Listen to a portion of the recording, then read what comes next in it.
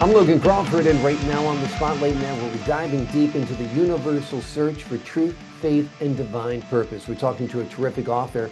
Her name is Deborah Castille Shelton, and she has penned a powerful book. It is called Give God a Fair Chance. This deeply personal and spiritually rich book explores the biggest questions that humanity faces, such as, does God exist? What does he want from us? All through the lens of a life spent wondering, wandering, and ultimately believing. With wisdom shaped by decades of teaching, traveling, and seeking, the author shares how her own encounter with God reshaped everything she thought she knew. We're delighted to have this very talented author join us here today on Spotlight. We thank the team at Atticus Publishing for helping us put her in the spotlight today. And we ask viewers like you to support authors like her by subscribing to our channel and by purchasing her amazing book. The links are below this interview. And be sure to download the Spotlight Network TV app, streaming on Roku, Apple TV, and Amazon Fire TV. Deborah, thank you so much for joining us here today on Spotlight. Thank you. I'm just really very happy to be here. And thank you so very much for all the nice things you said about the book. It's my pleasure. The book is terrific. I think it's going to help a lot of folks find their way spiritually. Let's talk about something that I'm sure has caught the attention of our viewers, and that is your own encounter with God and how it reshaped everything. Talk to us a little bit about that chapter in your life. Okay, so it starts in chapter 8, which is called To Know Him is to Love Him. And I go back to the 60s, and there was an old song on the radio that I can't even remember who sang it, but to know him is to love, love, love him, Yogi Grant. And so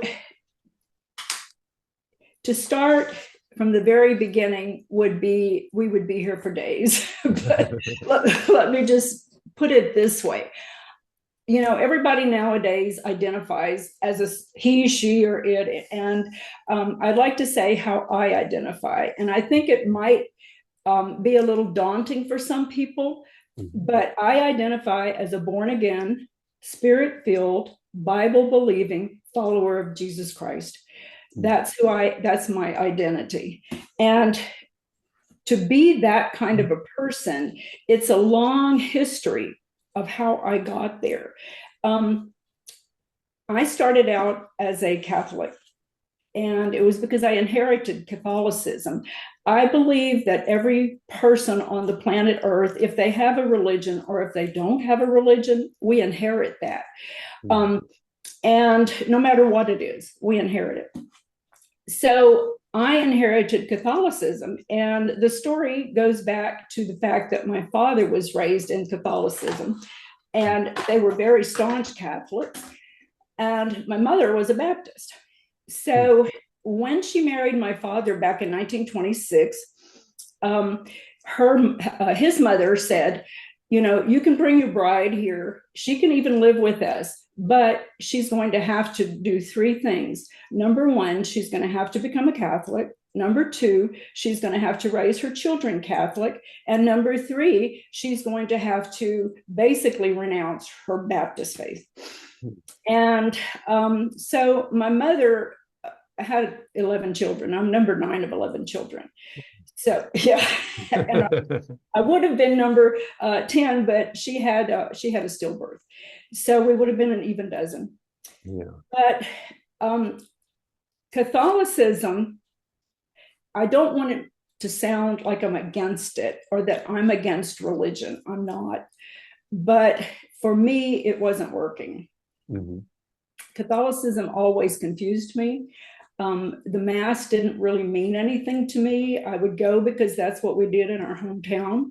I was raised in a little town in Louisiana that was predominantly French and Catholic. And I think the first time I met a Baptist, besides my mother, was my best friend next door. She came from Texas. So anyway, we had this dialogue between us from the time, well, we first met when we were 6 years old. My best friend, her name was Nancy. And she would tell me about the things that would go on at her church, and I would tell her about the things that would go on at my church. And she said one day, we were probably 10 years old. She said, well, you know, at our church, they tell us that if you're not a Baptist, you're going to go to hell. And then I said, well, that's what the Catholics tell us. So I guess we're going to meet in hell one of these days. Yeah. The two of us will. So chapter 5 or 6 in the book is how I struggled with Catholicism and religion, and what it's like, God, I know you're in there somewhere, but I don't know where. How do I find you? And so I stayed in the Catholic Church until I was 18 years old. I got married in the Catholic Church when I was 21, and that was pretty much it. I married a Baptist, and so he had his beliefs, I had mine, and I tried to make them all work for me and him and my one daughter, my small family. And it was just not working. You know, I wasn't getting where I thought I should be as a person who wants to know God. And that's all I ever wanted to know, was to know God for himself. Who are you? How do we find you? Mm-hmm. So time marched on, and we moved to Saudi Arabia because my husband was in the Army. That was our first overseas assignment together. Mm-hmm. And that was 1977. You can imagine living in Saudi Arabia on a compound in the middle of the desert, and we were a closed society within a closed society. And by that I mean that Riyadh at the time, it was not open to outsiders or tourism. You could only go there if you had a job there, and you could only go there if you were married at the time to a man who would take you there as part of your assignment. So we partied a lot. We did a lot of things that I wasn't expecting to do in Saudi Arabia. Like, you know, people were drinking a lot of alcohol. I couldn't handle it, but we were partying because that was all there was to do. And being the mother of then a 2-year-old, I thought this is just not working. You know, this is not where I want my family to be. And so one day, this woman on the compound invited all the rest of the women to go to her house for coffee. And I was feeling really depressed and lonely. This was about the second year that we were there. And even though I had a job and, you know, I was working, I was teaching at the international school, Riyadh International School. I also taught part-time some of the children of the royal family. And I was busy. I had a lot going on, and being a mother and a military wife. So I felt like I was being pulled apart in a lot of directions, and I was only about 29, 28 years old at the time. And so when this woman had the coffee, her name was Hazel. She was a Baptist, and I had heard people talk about her on the compound like she was from Mars or something, you know, because she didn't do what the rest of the people on the compound were doing. She didn't drink, she didn't party, she didn't do that sort of thing. So anyway, at her house, above the piano was a big poster, and it had a flower in a pot, just one growing flower in a pot. And the caption on it was "Bloom where you are planted." Mm-hmm. And at the time, being in this kind of depressed mode, I thought, I really in my heart thought that was God talking to me. He was telling me, just grow where you are. I've got a reason for you to do that. And so it was such a special moment to me.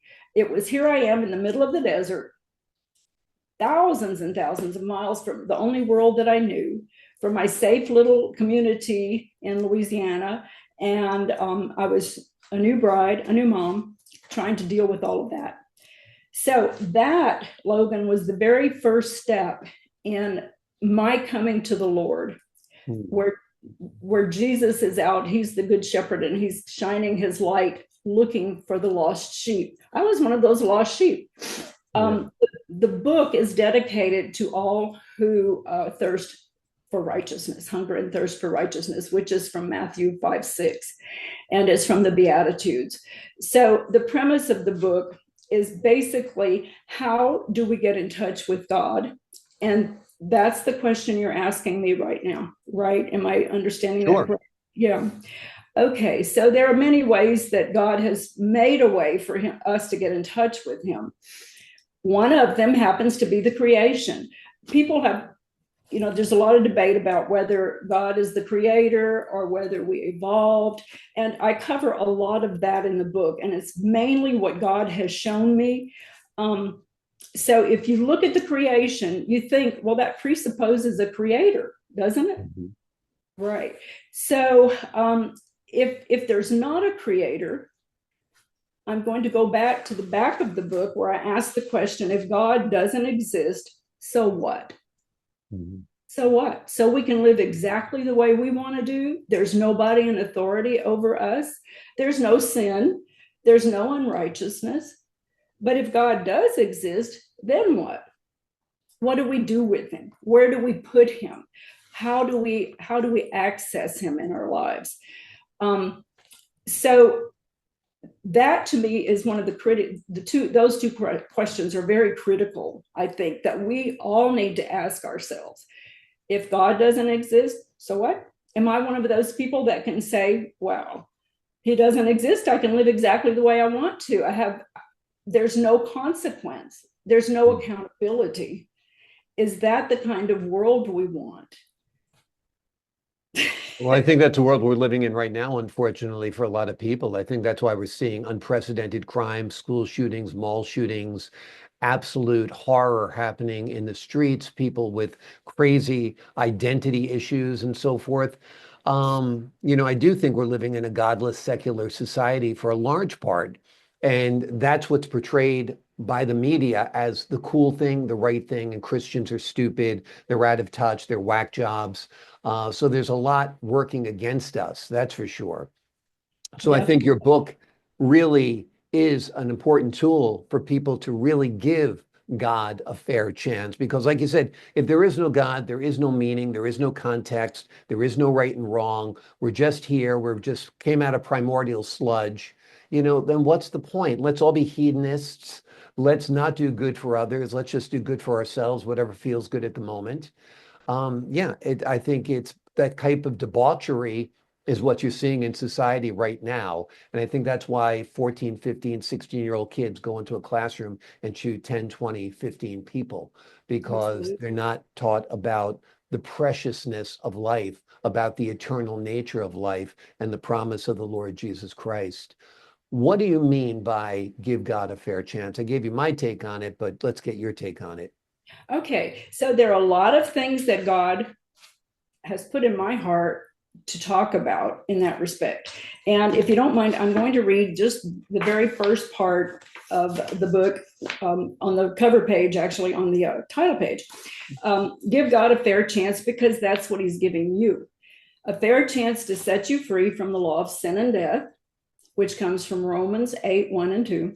A fair chance to give you everlasting life in Jesus Christ. A fair chance to reveal himself to you as he revealed himself to me, and a fair chance to love you into his everlasting kingdom. That's a key thing, because a lot of people don't realize he's really trying to love us into his kingdom. In chapter 2, I cover God's purpose and plan for humanity and for all of life that he created.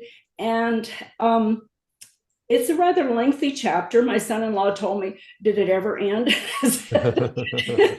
Yeah, he moves in a really fast world. And I said, slow it down. Just read it. You'll enjoy it. You'll get something out of it. So, it's a very lengthy chapter. And so is chapter 1. It's my introduction of my God to people, to readers, hopefully every person on the planet. That's who I'm trying to reach. Yeah. And not only the ones that are alive today, but those that would come after us. So those are the four main things to give God a fair chance. And did I kind of railroad myself out of that? Do I need to repeat those? Would it make sense to do that? Yeah, why don't you repeat them? Give us a checklist, the 4 things that we need. And I think that'd be a good way to wrap up the interview and leave people with that. And of course, get the book if you want to read more and follow and understand in depth. And I think that's important too. But sure, let's go through the 4 things again. Okay, so the first one is he wants you to give him a fair chance to set you free from the law of sin and death. And if you go to Romans 8, 1 and 2, that will make a lot of sense to you. And then he wants to give you a fair chance he wants you to give him a fair chance to give you everlasting life in Jesus Christ, and a fair chance to reveal himself to you as he revealed himself to me. And that's in chapter 8, the revelation of how he revealed himself to me. And I don't want to give it all away right now. Yeah, I would like people to absolutely. actually read that. Save Yeah, it because for the it book. makes more sense. Yeah, Yeah. it really makes more sense if you read the whole thing and then you get to that point and you say, oh, I get it. I get what she's Exactly. talking about, right? Yeah. And then a fair chance to love you into his everlasting kingdom. There are two more issues to go with that. One is this book, Give God a Fair Chance, is God connecting the dots for me from the Old Testament to the New Testament. Mhm. In Appendix B, I have all of those dots listed, which are all of the references to scriptures. And each one of those scriptures, throughout my 45 years of being a spirit-filled Christian, God has shown me each one of those dots along the way, and every one of them is referenced in the book from start to finish. So that was his way of connecting the dots, Old Testament to New Testament, because they work together. It's not one or the other, it's both. And that's what he's revealed to me predominantly. He wants us to give him a fair chance to explain our options. He's put forth our options as human beings. You can choose to believe what I've told you in the Bible is what God was telling me. You can choose to believe it or you can choose not to believe it. I gave you the gift of free will. It's your superpower. Use it. I want you to use it to choose me as your God and to choose life everlasting. It's your choice. If you don't choose it, then the default is going to be everlasting death. And it's not going to be a death where you just pass into oblivion, where it's nothingness. It's a living death. And it's pointed out very clearly by Jesus to the beloved John the Beloved, the Revelator, in the book of Revelation, chapter 20. It's very clear. He makes very clear that if you want to call it hell, that's one thing. But he calls it the lake of fire that's reserved for the enemy and his demons. And that is Satan. That's the one we know is Satan. So the choice is ours. Do we choose life or do we choose death? And that's based on our free will. And here's something else I want to tell you that a lot of people do not realize. Our other superpower is reason. Is that news to you by any chance? Because, if we didn't have the ability to reason, we wouldn't be able to use our free will to make the choices that are the best for us. So based on what you said earlier, that we're in that situation right now where they're just not using their reasoning power. Yeah, exactly. They're just out there being anarchists, basically. Exactly. So, well, I think your book is a great wake-up call to people to give God a fair chance. That's the name of the book, Give God a Fair Chance. It's a deeply personal and spiritually rich book that explores the biggest questions that face humanity, such as, does God exist? What does he want from us? And these questions are all examined through the lens of a life spent wondering, wandering, and ultimately believing. Deborah, thank you so much for joining us here today on Spotlight. Thank you. It was my pleasure. I really am so happy to be here. So happy to have you on the show. I appreciate your wisdom and your insight and your wonderful, palpable faith. To the folks at home, I'm Logan Crawford, thanking you for your time this time. Until next time on Spotlight.